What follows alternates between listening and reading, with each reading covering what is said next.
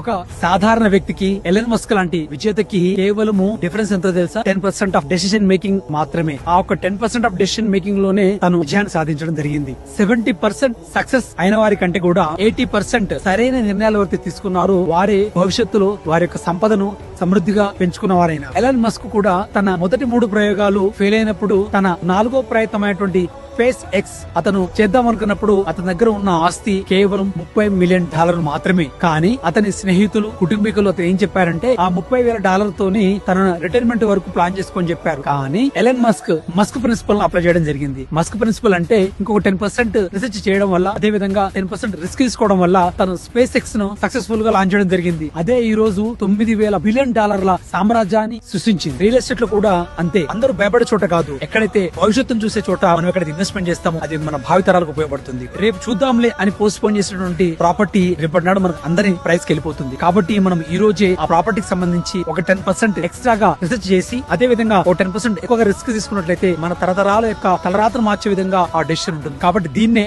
Musk moment అంటారు. మరి మీ Musk moment ఎప్పుడు? కాబట్టి మీరు కూడా ఒక మంచి ప్రాపర్టీని సెర్చ్ చేయండి, 10% ఎక్స్ట్రాగా రిసెర్చ్ చేయండి, ఒక 10% ఎక్కువ రిస్క్ తీసుకోండి, మీ యొక్క భవిష్యత్తు తరాలకు ఒక బంగారు బాటనివ్వండి. I wish you all the best.